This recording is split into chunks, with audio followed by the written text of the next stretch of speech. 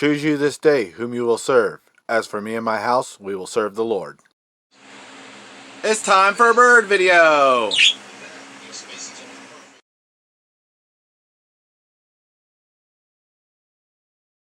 For my money, one of the most transcendent artists in the history of Western civilization. As a poet, I put him on the level of Ralph Waldo Emerson. As a singer, he's Pavarotti. As a humanitarian, he's Mother Teresa. And to think he achieved all of that despite suffering that horrific accident where he fell into a giant tie-dye machine. He actually looks a little bit like a bowl of Fruity Pebbles come to life. Or maybe he looks like something out of a Skittles commercial in hell. But I say all of that in a positive way. It's all part of his genius, really. Now, the song we're going to be experiencing today is a classic. It's an oldie, one of the Tekashi 6ix9ine songs that my dad was listening to back in the day. It's not from Tekashi's newest album, which, by the way, is available now for purchase. It's called Tattletale. Tattletale being a little reference to the fact that he's a gang member who sold out his crew to avoid 40 years in prison. Lots of people think that, he lost street cred for that because he's a snitch and all that. But personally, I think it makes him more relatable. Because I can tell you, I would totally flip on my crew to avoid 40 years in prison. Wouldn't anyone? If I'm going down, I'll take a whole lot of people. If I had a crew, at all, I would flip on them. This is probably why I don't have one.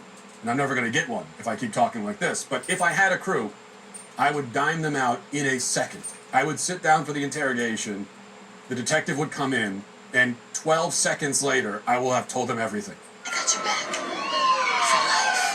life. She did it. What? You It would be that easy. I don't think I've ever had a friendship that I wouldn't ruin to avoid a lifetime in prison. But in any case, that's just the background on the artist. Now, let's get to the song. This one is from way back in 2017. Like I said, it's an oldie, but certainly a goodie. It's called Kuda. All right, let's give it a listen. Let's go, guys!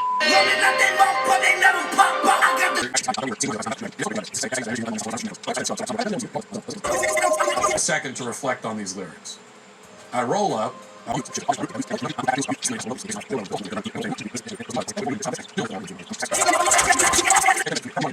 gonna have a lot of people pointing probably loaded guns right at you. I mean, there are a lot of basic gun safety protocols that are being disregarded here. If you don't know how to handle one of these things, you got no business carrying one. So that is a concern. I just wonder how many cameramen perished during the making of this video. Everybody is dancing, jumping up and down, drinking God knows what, probably high, and they're literally singing about killing people, and meanwhile they all have loaded guns and they're pointing it at the camera that you're holding. It seems like a hazardous combination of factors. I hope they have workman's comp, it's really all I'm saying. But you know what? However many cameramen died, they didn't die in vain. They died for the sake of true art. Let's continue.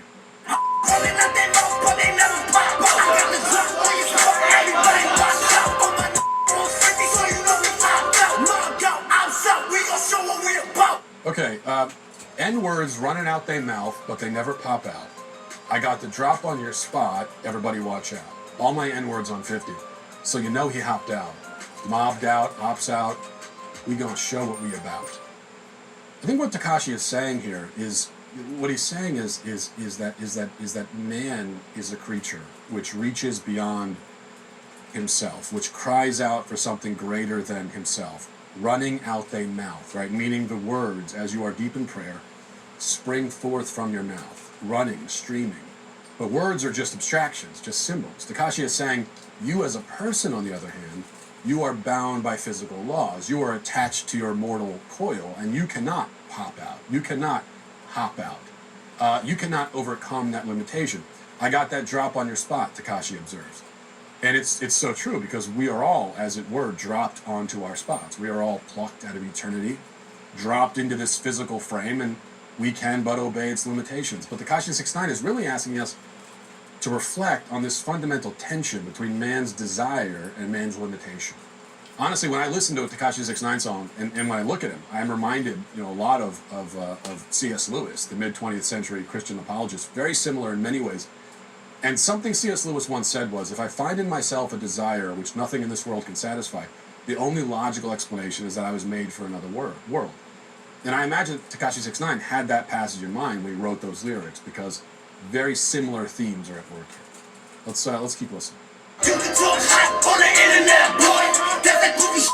We ain't into that, boy. Black van, pull up to your mother crap, boy. Tie her up, dry that on the bridge, flat, boy. Okay, listen to this again. You can talk hot on the internet, boy. That's that goofy shit. We ain't into that, boy. Black van, pull up to your mama crib, boy. Tie her up, drive that shit off a bridge, little boy. That's, oh, okay, that's just him threatening to kidnap your mother and drive her off a bridge. I think that's all that is there. So that was the point of that line, I guess. Let's keep going. All my really gang bang, talk that damn slang. Grab a body, do the same thing. Let your hang. We gon' pull up on the leg, on the side of that. We gon' fuck, we don't do the race. People got Okay, let's collect ourselves here and focus in on that final line of the song. He says, "We post up, we don't do the race. You gonna die today." Stunning. It takes my breath away. Just this line alone is poetic and biting and rebellious and satirical. What he's saying here is that we post up like fence posts. You know, we erect fence posts, walling ourselves in, hiding from the reality of our own mortality. We don't want to enter into the race of human existence because we know where that race ends. And indeed, that it ends. To enter the race is to approach every moment nearer the finish line. But Tekashi says, you go and die today. He says, today, maybe not today, literally, but one day, on a day, someday, you will die. So he says, embrace the finitude. Confront your life in its brevity. And live it with fervor and honesty. Paint your hair in rainbow colors and your teeth. And get together with your homies and dance. Dance. Tekashi 6ix9ine, a scriptural scholar in his own right, he's pulling, you can tell, directly from the book of Isaiah, which says, "And behold joy and gladness, slaying oxen, killing sheep, eating flesh and drinking wine. Let us eat and drink, for tomorrow we shall die." That's exactly the truth. So live now, for tomorrow you shall die. Or in fact, today you might die, especially if you're high on crack and dancing with a loaded gun. And I think that's the lesson we really take away from it. Something for us all to think about as we go about the rest of our day, which may be our final day. Thanks for watching, everybody. Hey, if you like this show, then put your money where your mouth is and actually subscribe and give us a thumbs up. If you don't, it will hurt my feelings. So please do it now. Hey guys, so last night I was out having some fun, right, at various venues, you know, bars, breweries, stuff like that, right? Being a young person, okay? And I had this very interesting conversation with this owner of a bar in regards to Biden's unemployment benefits. And that conversation really kind of opened my eyes to the unintended consequences of these extended / enhanced unemployment benefits that is not only just affecting these businesses, but it's also affecting the workers, the mental health of these workers. And to be quite honest with you guys, I mean, this effect that it may be having on workers who choose to actually go to work is a conversation that needs to be had, because I think it kind of defeats the left's core argument about how, you know, these unemployment benefits are going to be better because the workers are going to be treated better, right? They're getting paid more for what they're doing, and I'm not necessarily sure that's the case, even if you take inflation out of it. So I want to talk about this and give you guys a perspective on this, even though it is anecdotal, but this is something I kept seeing the whole night that really made me think hard about this. So let's start with this, right? Last night was at this bar, and the bar is supposed to close at 2 o'clock.